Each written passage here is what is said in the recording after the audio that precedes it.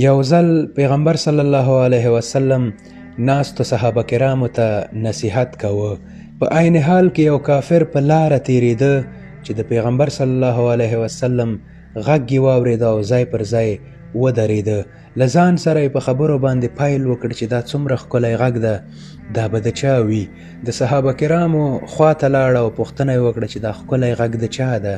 هغوی ورته وویل دا د نبیانو د سردار د محمد صلی الله علیه وسلم غږ ده. هغه بیا له ځان سره په خبرو باندې پیل وکړ. وی ویل کارونه خو مې بیا هم وشي، خو ښه موقع په لاس راغلی، راځه چې زه هم ګډون وکړم او واورم چې آخر د مسلمانانو نبی څه وایي. ګډون یې وکړ. د پیغمبر صلی الله علیه وسلم د نصیحت آخري الفاظ ول. هغه صلی الله علیه وسلم وفرمایل واورئ او په یاد یې ولرئ، هر کله چې تاسې د شپې تږي کیږئ نو هیڅ کله هم په تورتم کې اوبه مه څښئ، همیشه تاسې په رڼا کې څښاک کوئ. د پیغمبر صلی الله علیه وسلم مجلس خلاص شو او هر سړی خپلو کورو ته روان شو.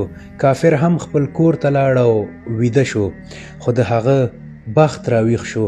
د شپې تږی راجګ شو چې جام ته یې لاس کړ، اوبه یې خولې ته نږدې کړې چې د پیغمبر صلی الله علیه وسلم نصیحت ور یاد شه. جام یې کېښود، رڼا یې چالانه کړه چې ګوري په اوبو کې لړم پروت دی.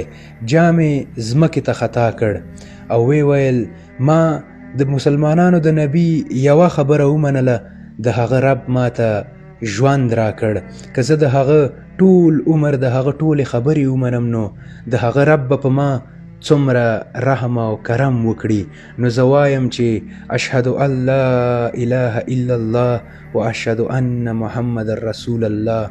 واوره پیغمبر صلی الله علیه وسلم وفرمایل آیا تاسې پوهیږئ چې په خپلو کې سره مینه او محبت څنګه زیاتیږي؟ یا رسول الله ته یې موږ ته ووایه. هغه صلی الله علیه وسلم وفرمایل کله چې هم ستاسې مجلس ته څوک راځي هغه ته ځای ورکوئ. 3 کارونه وکړئ.